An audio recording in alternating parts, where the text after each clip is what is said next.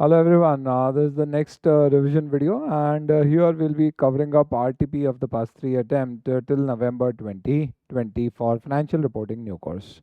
These videos are quick revision videos.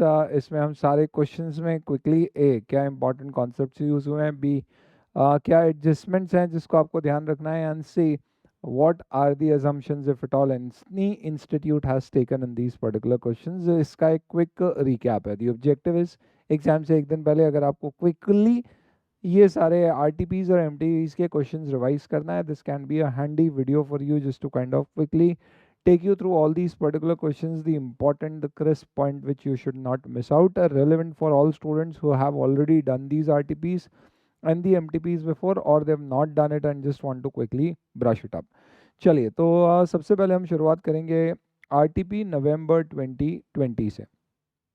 MTP का video already आपके साथ शेयर कर दिया गया। आरटीपी का हमने एक डिटेल डिस्कशन किया था। अगेन जिस दिन आरटीपी आई थी उसी दिन हमने लाइव डिस्कशन किया था। I will just kind of tell you, institute ने जो आरटीपी इनिशियली लॉन्च की थी उस आरटीपी में देयर वर एरर्स, 4 एरर्स हमने पॉइंट आउट करी थी। इंस्टीट्यूट को हमने स्पेसिफिकली मेंशन किया था। In that the institute corrected 3 errors. The fourth question institute gave us an explanation which was given to them by over the mail, which was acceptable considering the basis on which the question was solved, and that was question number 11. That is something which I'll be taking you through. Please remember कि RTP आप latest download कर लें, क्योंकि जो institute ने RTP share की थी उसको हमने करेक्ट कराया था। तो इंस्टीट्यूट ने रिवाइज्ड अपडेटेड आरटीपी अपलोड कर दी थी, not by giving a corrigendum but by actually updating a new RTP. हमने जब डिस्कशन किया था आरटीपी का तो स्पेसिफिकली हमने डिस्कस किया था कि यहाँ पे प्रॉब्लम्स है, you can see that particular video. And then institute ने उसको करेक्ट भी कर दिया। एंड देन जो क्वेश्चन नंबर 11 में करेक्शन नहीं हुआ था उसका जो बेसिस था, I had pinned a comment also in that कि for what particular reason you should not be actually changing the answer and you should stick to the same answer. चलिए, now let us come to question number 1। This is basically schedule 3 division 2 का question है। आपको एक format of balance sheet दिया गया है और आपको इसको कन्वर्ट करना है into schedule 3 division 2 index format of balance sheet. इस तरह के क्वेश्चन में सबसे पहले जो इन्फॉर्मेशन दी गई है वो ये है कि एक ने दूसरे को एक्वायर किया है, जिसका इस क्वेश्चन की सोल्यूशन में एज सच कोई रेलेवेंस नहीं है, just that the newly incorporated company है ये, और इसका फर्स्ट ईयर का आपको एसपीएल दिया गया। एसपीएल में अगर आप देखेंगे तो यहाँ पे यह purchase of stock in trade, increase decrease in stock in trade, changes in closing stock, जो कि ठीक है अपने आप में।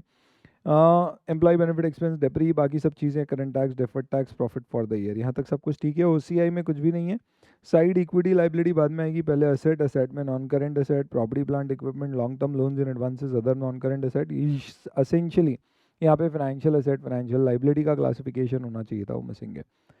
करंट असेट्स में अगेन ये फाइनेंशियल असेट्स में जाएगा। इन्वेंट्री सेपरेट कैटेगरी की, ये फाइनेंशियल असेट, ये भी फाइनेंशियल असेट, और अदर्स फाइनेंशियल असेट में भी आएंगे और एक सेपरेट कैटेगरी भी आएगी। लाइबिलिटी साइड में we will have financial liability में जाएगा आपका बोरिंग्स, जो कि यहाँ पर कुछ भी नहीं है। प्रोविजन सेपरेटेड होगा, डीटीएल सेपरेटेड होगा। करंट लाइबिलिटी में ये फाइनेंशियल लाइबिलिटी है। अदर करंट लाइबिलिटी कुछ भी financial liabilities could be others. And then short term provision एक separate head as an separate line item बनेगी। इसके बाद में आपको ये कहा गया है कि डेफर्ड टैक्स किस कारण से बनाया गया है। इसमें प्राइमरली आपको डिस्क्रिप्शन दिया गया है, तो nothing much in that. Pre incorporation expense PRL में 100% राइट ऑफ हुए हैं। ऐसे इनफैक्ट इनकम टैक्स में ओवर द ईयर्स क्रिएट करेंगे, इसका आप डिडक्शन बेनिफिट लेंगे। फॉर दैट पर्टिकुलर रीजन इसमें डेफर्ड टैक्स असेट क्रिएट होगा। 30% से इन्होंने करंट टैक्स निकाल के दे दिया है, तो हमें एज इट इज़ उसको पिक कर लेना है। प्रपोज डिविडेंड है जिसको हम सिर्फ डिस्क्लोज करते हैं, अकाउंट फॉर नहीं करते। स्टैचूटरी ड्यू 15,000 के अदर करंट लाइबिलिटी में, इसको फाइनेंशियल लाइबिलिटी से हटा के अदर्स में रखना होगा। कैपिटल एडवांस एमटीबी में डिस्कस किया मैंने। ध्यान रखना है capital advance non current assets में, अदर नॉन करंट असेट्स में आएगा, ना ये सीडब्ल्यूआईपी में ऐड होगा, ना ये फाइनेंशियल असेट है, क्योंकि कैपिटल एडवांस से ए हमेशा एक कैपिटल असेट बनेगी, इसलिए वो नॉन करंट है। बी हमें यहाँ पे पैसे वापस नहीं मिलेंगे, सर्विसेज मिलेंगी लाइक रॉ मटेरियल या लेबर, जिसके लिए हमने एडवांस दिया है during the development of the capital asset, and that is why this will be not in the nature of a financial asset. Other current asset में trade receivables में interest शामिल है, तो इसको अलग से करके आप फाइनेंशियल असेट में ही अदर करंट असेट्स में इसको डाल दीजिएगा और ट्रेड रिसीवेबल्स 51 से कम कर दीजिएगा। करंट इन्वेस्टमेंट 30,000 है और उसकी फेयर वैल्यू 50,000 है, तो आपको फेयर वैल्यू पे लाना पड़ेगा इंडेस में। 20,000 से जैसे ही ये बढ़ेगी तो इसके ऊपर कॉन्सिक्वेंटली 6,000 के डीटीएल का इम्पैक्ट आएगा, जो इनिशियली इंस्टीट्यूट ने अपने सोल्यूशन में कवर नहीं किया था, हमने उन्हें रेकमेंड किया, इन्होंने करेक्ट कर दिया। क्यों इसका इम्पैक्ट आएगा? क्योंकि क्वेश्चन में जो डीटीएल दिया गया है उसमें वो एडजस्टमेंट सारे हो चुके हैं जो एडजस्टमेंट्स या अकाउंटिंग हो चुकी है, पर जिनको हमें अब अकाउंट फॉर करना है, जैसे कि फिक्स यहाँ पे हमें फाइनेंशियल एसेट का वैल्यूएशन चेंज करना है, तो उसका कॉन्सिक्वेंशियल डीटीएल इफेक्ट देना पड़ेगा, हमारे पास टैक्स रेट भी अवेलेबल है। सिमिलरली 1000 का एक्चुरियल गेन है, ये ओसीआई नॉन रिक्लासिफाइबल में शो होगा, क्योंकि ये भी एक एडजस्टमेंट टू बी डन है, दैट इज़ वाई यहाँ पे भी आपको डेफर्ड टैक्स लाइबिलिटी का इम्पैक्ट देना होगा। चलिए, अगला क्वेश्चन आपका इंडेस 28 एसोसिएट से रिलेटेड है। इस पर्टिकुलर क्वेश्चन में आपको सिंपली कहा गया है कि हमने XPC में 35% स्टेक खरीदा, जिस दिन जो असेट्स है उनकी बुक वैल्यू और carrying amount face value fair value दोनों दी गई है। तो फेयर वैल्यू का 35% आप कंसिडर कर लोगे, और ये फेयर वैल्यू है उसका 35% ले लेंगे, विच विल बी 385, और जो भी वैल्यू आएगी इनफैक्ट, और 4750 is what you have paid, तो दोनों का जो डिफरेंस होगा वो गुडविल आ जाएगा। इसके बाद में आपको ये कहा गया है कि ये जो डिफरेंस है ये 20 लाख की रीवैल्यूएशन ऑफ पीपी के कारण है। तो अब अगले साल जो प्रॉफिट होंगे उसमें ये पीपी, क्योंकि आपने रीवैल्यू किया है तो जो डेप्री एसोसिएट ने चार्ज किया होगा हमें उससे थोड़ा सा ज़्यादा चार्ज करना पड़ेगा। तो उस एंगल से आपको नेक्स्ट ईयर के प्रॉफिट 8 लाख दिए हैं, उसमें से 2 लाख एक्स्ट्रा डेप्री होगा, तो वो आप माइनस कर दोगे तो 6 लाख हो जाएंगे, उसका 35% शेयर आप अपनी कॉस्ट में ऐड कर दीजिए। सेकेंड, 12 लाख रुपए का डिविडेंड डिक्लेयर हुआ है, तो उसमें हमारा जो प्रपोर्शन हमें मिला है वो उससे आप माइनस कर दीजिए। इसके बाद ये कहा गया है कि XYZ में कोई लॉन्ग टर्म इन्वेस्टमेंट्स थे जिनको FEOT OCI में मेजर किया गया है, जिसमें 2 लाख रुपए का गेन हुआ है, तो उसमें आपका 35% स्टेक आप भी अपने OCI में ऐड कर लो। एसोसिएट की जिस हेड की इनकम होती है उसे हमारी बुक्स में उसी हेड में ऐड कर देते हैं। तो कंसोलिडेटेड फाइनेंशियल स्टेटमेंट में इक्विटी मेथड की अकाउंटिंग होगी। नोट मेरे हिसाब से लगाना चाहिए, जो कि लगाया नहीं है इस पर्टिकुलर क्वेश्चन में, कि क्योंकि यहाँ पे dividends are more than the amount of profits, impairment check करना का इंडिकेशन हमारे लिए होगा।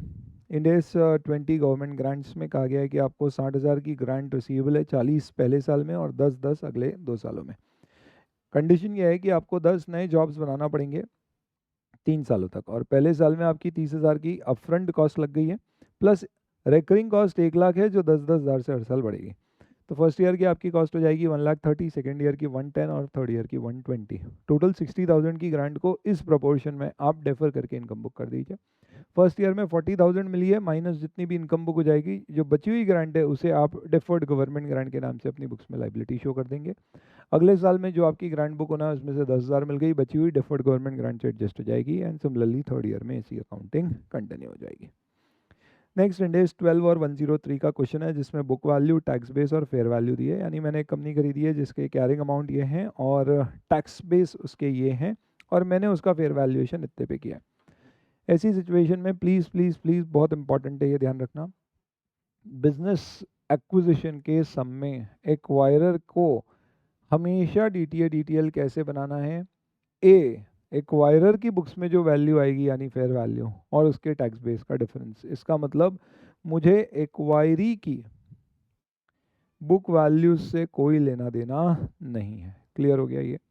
तो मुझे टैक्स बेस और फेयर वैल्यू का डिफरेंस लेना है और उस पर DTA/DTL लिखाना है। वो क्या होता है, तो बेसिकली आप समझते हो कि असेट्स के केस में से फॉर एग्जांपल अगर फेयर वैल्यू यानी कि एक्वायरर की बुक्स का carrying amount, fair value is nothing but carrying amount for the acquirer, right. तो अगर एक्वायरर की बुक्स में कैरिंग अमाउंट ज़्यादा है तो फिर उस केस में DTL बनेगा, अकॉर्डिंगली आपको सब पे कंक्लूड करना पड़ेगा। इंपॉर्टेंट एक चीज़ और ध्यान रखना, कुछ क्वेश्चन में ऐसा हो सकता है कि आपको टैक्स बेस ना दिया जाए। सपोज इस क्वेश्चन में टैक्स बेस ना देके सिर्फ बुक वैल्यू और फेयर वैल्यू दी होती, तो मजबूरन हमें बुक वैल्यू और फेयर वैल्यू के डिफरेंस पे DTA/DTL निकालना होता। पर उस केस में आपको नॉर्मली एक्वायरी की बुक्स में DTA/DTL ऑलरेडी कितना आ रहा है वो दिया होता, उससे भी अब आपको ऐड कर देना है। क्यों?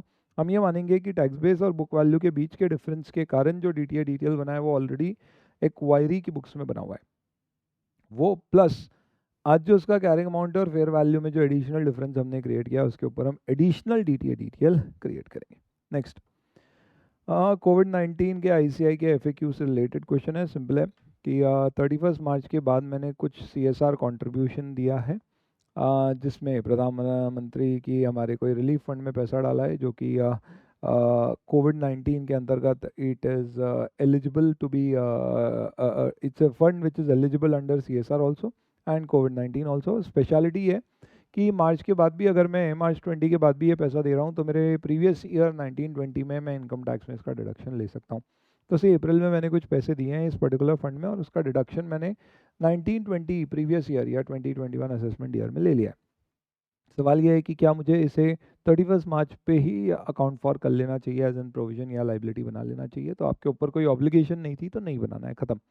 तो उस एंगल से आप सिंपली बोलेंगे कि भाई हमारी कोई ऑब्लिगेशन नहीं है तो हमें अभी 31 मार्च तक कोई प्रोविजन बनाने की ज़रूरत नहीं है। वन सेकेंड, क्योंकि आपने बेनिफिट इसका इस साल लिया है पर खर्चा आप अगले साल बुक करोगे पीरियोडिसिटी प्रिंसिपल के आधार पे, तो इसलिए आपका टैक्स एक्सपेंस इस साल का कम है, करंट टैक्स एक्सपेंस, जबकि आपने इसका खर्चा अभी बुक नहीं किया है। तो फॉर दैट रीज़न आपको DTL इसके ऊपर शो करना पड़ेगा। बहुत ही सिंपल सा 115 रेवेन्यू का क्वेश्चन है जिसमें कॉन्ट्रैक्ट ऐसा है जिसमें आपको कोई इंसेंटिव मिलने वाला है और इंसेंटिव मिलेगा या नहीं उसकी अलग अलग प्रोबेबिलिटी दी गई है, कितना मिल सकता है और किसके क्या चांसेस हैं। तो ऐसे केस में आप probability based weighted average possibilities of incentive का जो भी net probability based weighted average value आता है उस वैल्यू को आप अपने कंसिडरेशन में ट्रांजैक्शन प्राइस में ऐड कर देते हैं। तो इसमें अलग अलग सिचुएशंस दी गई हैं और उसके आधार पे उसकी प्रोबेबिलिटी दी गई है, जिससे कि 50, 45 और 40 का प्रॉफिट होने की उम्मीद है, 60%, 30% एंड 10% चांस है। तो ये आपकी ट्रांजैक्शन प्राइस में आप ऐड कर देंगे। नेक्स्ट, अकाउंटिंग ईयर कंपनी का 31 दिसंबर में एंड हो रहा है। ध्यान रखना है यहाँ पे जब भी अकाउंटिंग ईयर फाइनेंशियल ईयर के अलावा होता है तो उस केस में आपको average tax rate for the whole year निकालने की ज़रूरत नहीं है। आपके first 3 months relate to another assessment year, next 9 months relate to another assessment year because your calendar year is the accounting year. Hence, in the first 3 months, you will use the tax rate which is applicable during the first 3 months, irrespective of the tax rates applicable in the next 9 months. तो आपका first 3 months में tax rate से for example इस particular question में दिया गया कि 30% था, 25% था और फिर 30% था और हर साल आपकी एक्सपेक्टेड प्रॉफिट 10,000 हैं। तो इनफैक्ट आप पहले क्वार्टर में 2500 और अगले 3 क्वार्टर में 3,000 बुक कर देंगे। एवरेज आउट करने की ज़रूरत आपको यहाँ पे नहीं है, वो सिर्फ स्लैब रेट्स के केस में आपको करना पड़ता है। देन इसके बाद में इंडेज 24 का क्वेश्चन है। There are 2 entities and mister x basically एक में 95% और डायरेक्टरशिप दोनों होल्ड करता है और दूसरे केस में वो ट्रस्ट है। तो is also beneficiary of a trust और वो ट्रस्ट एंटिटी भी में 100% होल्ड करता है। तो एक्स का कॉमन कंट्रोल है बेसिकली देखा जाए तो दोनों एंटिटीज़ के ऊपर, हेंस दोनों एंटिटी रिलेटेड होंगे। इसमें एक आ गया है कि एक डायरेक्टरशिप छोड़ देगा तो कोई फ़र्क पड़ेगा क्या, नहीं पड़ेगा, फिर भी रिलेटेड रहेंगे क्योंकि दोनों जगह आपका कंट्रोल आ रहा है और दो एंटिटी में अगर कंट्रोल कॉमन है तो फिर वो आपस में रिलेटेड हो जाती है। क्वेश्चन ये भी बोला है कि एक्स के पास जो एंटिटी ए में होल्डिंग थी अगर वो ट्रस्ट को दे दे तो डेफिनेटली और रिलेटेड हो जाएंगे क्योंकि ट्रस्ट ही एंटिटी और बी को कंट्रोल कर रहा है। चलिए, फेयर वैल्यू और एग्रीकल्चर से रिलेटेड हमारा ये क्वेश्चन है 41 + 113। ये वो क्वेश्चन है दोस्तों जिसमें भी गलती थी और इसमें भी हमने इंस्टीट्यूट से इसको करेक्ट करवाया। इस क्वेश्चन में ध्यान सिर्फ आपको ये रखना है कि जब भी आप कोई बायोलॉजिकल एसेट जो इंडेस 41 ना कि बैरर प्लांट्स जो 16 में अकाउंट फॉर होते हैं खरीदते हैं तो उसे आप इनिशियली किस पे रिकॉर्ड करते हैं, fair value less cost to sell. जिसका मतलब क्या होगा, आपने जो पैसे दिए हैं वो, अब आपने कोई कमीशन वगैरह एक्स्ट्रा पे करी है तो वो कैपिटलाइज नहीं होगी, सब खर्चा बुक होगी, ट्रांजैक्शन कॉस्ट प्लस अगर आपको लगता है सेल के समय वापस वो कमीशन देना पड़ेगी तो और माइनस करना पड़ेगा। तो इस एग्जाम्पल में आपने 1,00,000 रुपये में कैटल खरीदी, 1,000 रुपये ट्रांसपोर्टेशन कॉस्ट लगी है, सेलिंग प्राइस ये तो बात की है, चलो अपन इनिशियल रिकग्निशन की बात करें, और auctioneer fees 2% of sale price है। अब इसमें इन्होंने ये नहीं लिखा था कि परचेज करते समय भी 2% लगती है, सेल करते समय भी 2% लगती है, फिर वो अपन ने ऐड करवाया। तो ये जो मेरी आरटीपी है जो हमने यूज़ करी थी सॉल्व करने के लिए, ये वो वाली है। तो उस एंगल से अब यहाँ पे आप नई आरटीपी देखोगे तो उसमें इन्होंने ये लाइन ऐड कर दी है जैसी हमने उनको रेकमेंड की थी। तो यहाँ पे अब आपको क्या करना है, इनिशियल रिकग्निशन आपको करना है 1,00,000 + 1,000 पे, नहीं 1,00,000। इनफैक्ट बेचने जाओगे तो ट्रांसपोर्टेशन की 1,000 कॉस्ट और 2% ऑक्शनियर की प्राइस लगेगी आपको 1,00,000 के ऊपर, तो 3,000 कम करके इनिशियल रिकग्निशन 97 पे करना है और ईयर एंड पे फेयर वैल्यू पे लाओगे जो कि वापस से क्या होगी 1,10 पे बेचेंगे, जिसमें से वापस से आपकी 1,000 + 2,200 सेलिंग प्राइस लगेगी, 2% ऑफ द सेलिंग प्राइस, वो माइनस करके जो फेयर वैल्यू आएगी उतने पे आप इसे मेजर करेंगे। गेन लॉस को 2 पार्ट में अलोकेट करना पड़ता है बेसिकली, कितना उसके फिजिकल चेंज के कारण हुआ है, कितने मार्केट वैल्यू चेंज के कारण, वो इन्फॉर्मेशन नहीं है तो हम उसके बारे में डिस्क्लोजर नहीं दे सकते।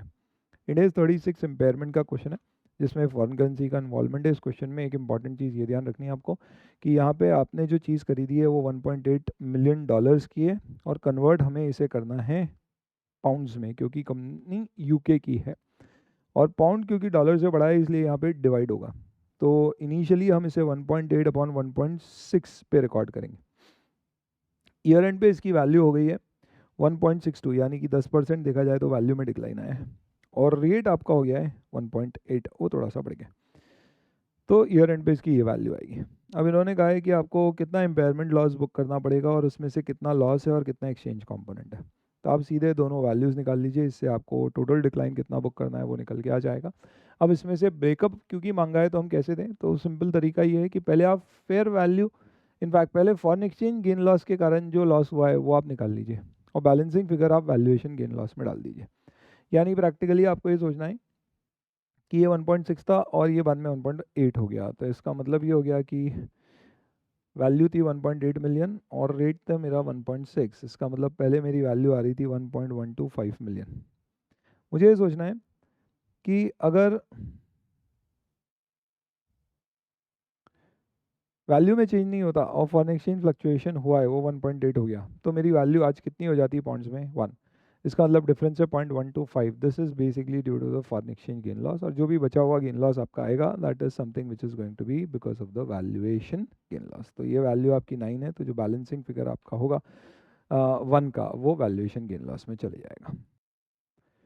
चलिए अब ये क्वेश्चन नंबर 11 पे आते हैं। ये अब बड़ा अपने आप में अच्छा क्वेश्चन है और इससे जुड़ी हुई कुछ बहुत ही मज़ेदार घटनाएं भी हैं। वेरी क्विकली क्वेश्चन नंबर 11 सच बात करता है एक फॉरेन करेंसी बॉन्ड की, जिसमें उस बॉन्ड को 5 साल के बाद में एक फिक्स मेच्योरिटी वैल्यू पर मेच्योर होना है, और उस पर एक फिक्स्ड कूपन रेट है। मेच्योरिटी पे इसे प्रीमियम पे रिडीम किया जाएगा, हेंस इसका एक effective interest rate coupon rate से थोड़ा ज़्यादा निकल के आया है।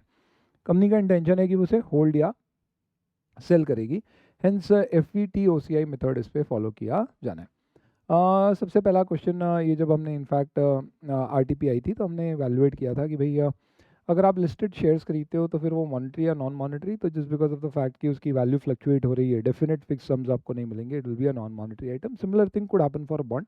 हाउएवर जब हमने चीज़ ये इंस्टीट्यूट के साथ शेयर करी तो उन्होंने कहा कि भाई इस पर्टिकुलर क्वेश्चन में कहीं पे भी ये लिखा हुआ नहीं है कि इसमें कोई कन्वर्जन ऑप्शन है या ये लिस्टेड है या इसकी फेयर वैल्यू चेंजेस हो रहे हैं इसमें, डिस्पाइट द फैक्ट कि इसकी फेयर वैल्यू चेंज क्वेश्चन में दी गई है at the end of first year. Hence for that particular reason हम इसे बॉन्ड को मॉनिटरी आइटम ट्रीट कर सकते हैं। अब इसी बात है, फॉरेन एक्सचेंज फ्लक्चुएशंस के कारण मॉनिटरी नॉन मॉनिटरी के क्लासिफिकेशन पे इफेक्ट नहीं पड़ता है, एंड उस एंगल से ACM मेथड से जो सोल्यूशन इंस्टीट्यूट ने इसका दिया है वो अपने आप में भी एक्सेप्टेबल है।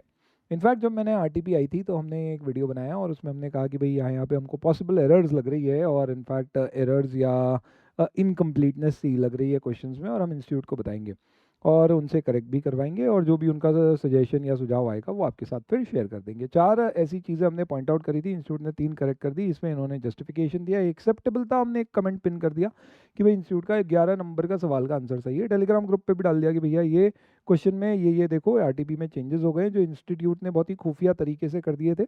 नई RTP अपलोड कर दी और बोल दिया लास्ट अपडेटेड ऑन, कहीं कॉरिजेंडम वगैरह कुछ भी नहीं दिया कि भैया पुराने और नए क्वेश्चन में कहाँ फ़र्क है। पूरी RTP में जितनी गलतियां थी सब चेंज कराने वाला कौन, आपकी ये फैकल्टी। MTP की सारी गलतियां चेंज कराने वाला कौन, ये फैकल्टी। इंस्टीट्यूट की आखिरी एग्जाम के पेपर में भी गलतियां हैं, एज इन पेपर में बोल लो या सजेस्टेड आंसर में, एक तो गलत था, सजेस्टेड आंसर चेंज कराने वाला कौन, आपकी ये faculty. In fact I think study material से लेके आपके पेपर RTP MTP हर चीज़ की errors we pointed out to the institute with our opinion on it and we have got it corrected. Correction इसलिए इंपॉर्टेंट है दोस्तों क्योंकि मैं गलती पॉइंट आउट करके बता दूं और करेक्ट ना हो तो इंस्टीट्यूट हो सकता है सोल्यूशन एग्जाम में एज इट इज चिपका दे, जैसा कि नवंबर 19 के पेपर में हुआ, जिससे सही आंसर लिखने वाले का आंसर गलत हो जाएगा। यानी आंसर एज पर इंडेस किसी ने दिया है तो वो गलत हो जाएगा, और answer as per study material दिया है तो सही हो जाएगा। हम ये नहीं चाहते, हम कंप्लीट अंडरस्टैंडिंग चाहते हैं, इसलिए हम इसको करेक्ट करा देते हैं। खुशी की बात यह है दोस्तों कि हम इस तरह के वीडियो जिस दिन RTP आती है MTP आती है, एग्जाम का क्वेश्चन पेपर आया सेम डे हमने सॉल्व किए और डिस्कस किया। और मज़े की बात यह है कि कई फैकल्टीज़ ने सेम डे पर इसका एनालिसिस या सोल्यूशन बना दिया, और जो इंस्टीट्यूट ने सोल्यूशन दिया था वो सारा का सारा अपने आप में बता दिया कि भैया ये ऐसा ऐसा है, और समझा भी दिया कि ये सही है और इस कारण से। और अब मज़े की बात यह है कि जो इंस्टीट्यूट का रिव्यू हुआ करता था उसके मटेरियल का, उसकी स्टडी टेस्ट पेपर्स का, मॉक टेस्ट पेपर RTPs का, अब अपने वीडियोस का रिव्यू हो रहा है। तो हमने कोई वीडियो शेयर किया तो वो वीडियो का रिव्यू कर रहे हैं कि भैया देखो इस पर्टिकुलर वीडियो में ये पर्टिकुलर क्वेश्चन में तो बोला था चेंज होगा और उसके बाद चेंज नहीं हुआ, जबकि हमारे स्टूडेंट बहुत अच्छे से समझते हैं कि हमने क्या एस्पेक्ट पर क्वेश्चन किया था और फिर इंस्टीट्यूट के आंसर को एक्सेप्ट भी कर लिया।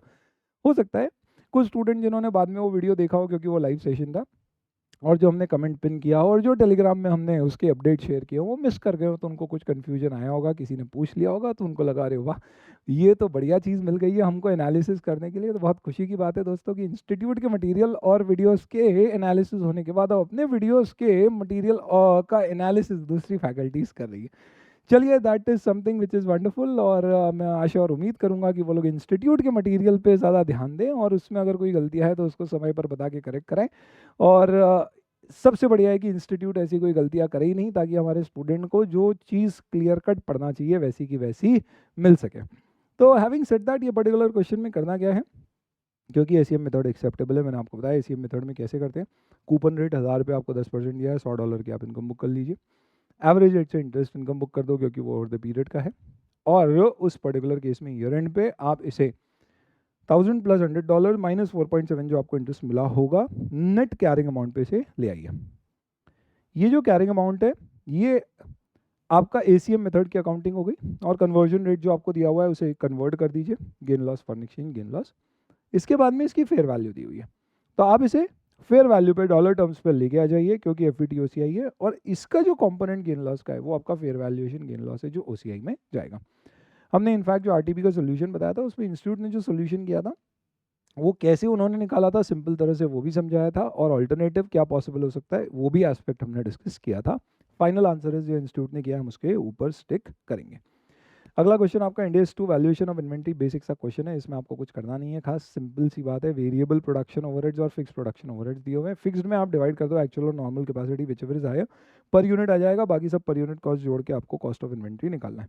इंडेस 10 events occurring after the balance sheet date, balance sheet date के बाद आग लगी है, कई बार लग चुकी है आई मीन सवालों में। तो आपको क्या करना है ऐसे केस में, you simply have to say that it is a non adjusting event। Disclosure देंगे अगर मटेरियल है, गोइंग कंसर्न अफेक्ट करेंगे तो एडजस्टिंग इवेंट होगी due to an exception. Ind AS 38 intangible assets में प्लेयर को हमने हमारी टीम में लिया है और पैसे दिए हैं और उसके राइट्स लिए हैं कि वो हमारे लिए मैचेस खेलेगा। क्या ये इंटेंजिबल एसेट है? ये कंडीशन रिकॉग्निशन की मीट करता है। आइडेंटिफाइबिलिटी क्योंकि कॉन्ट्रैक्चुअल अंडरस्टैंडिंग है हमारी इससे। कंट्रोल है हमारे पास, हम बोल सकते हैं प्लेयर को हमारे लिए खेलना होगा आपको। फ्यूचर इकोनॉमिक बेनिफिट्स एक्सपेक्टेड होना चाहिए और है एक्सपेक्टेड कि हम कमाएंगे। सारी कंडीशन मीट होती है, आप इंटेंजिबल एसेट प्लेयर की राइट्स को बुक कर सकते हैं।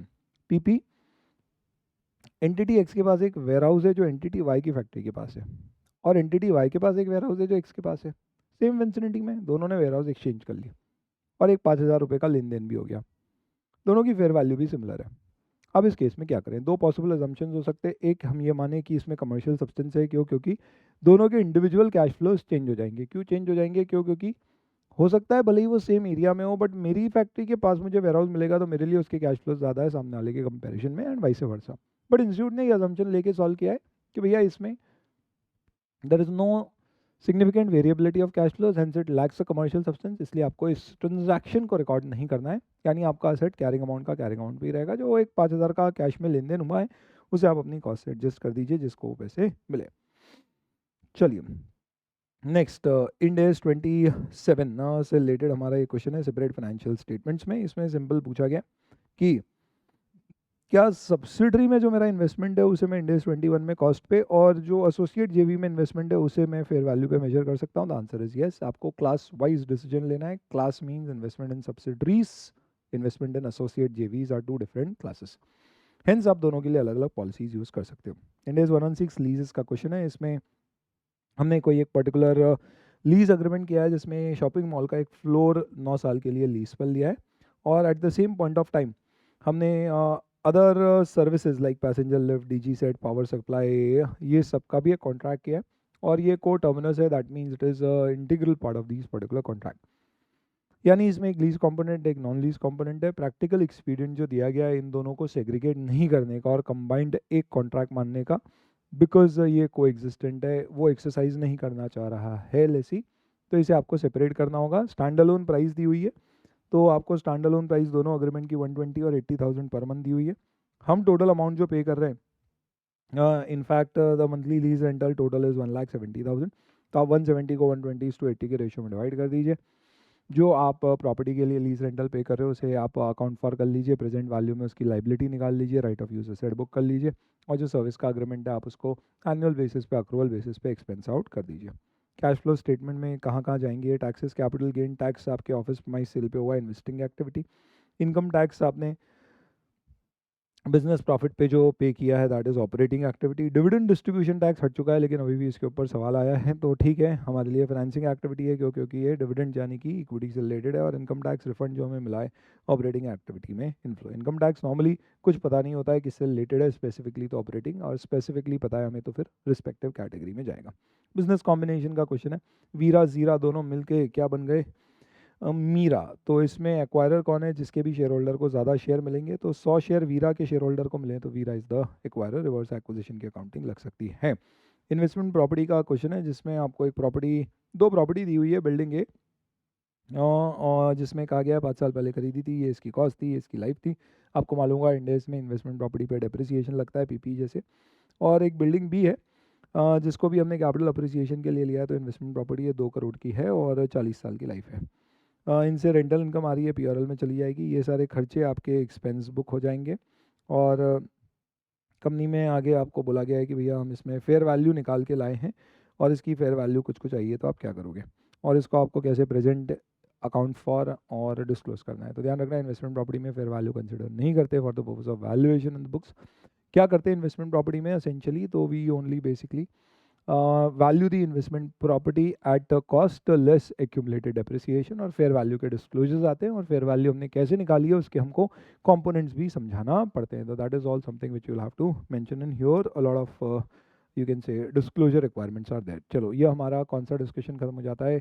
रिविजन टेस्ट पेपर नवंबर 2020 का एक क्विक रिकैप हो गया। These are very important questions, that is why मैं इसके सेपरेट वीडियोस आपके साथ शेयर कर रहा हूँ। Now the previous two RTPs is what we are going to now consider.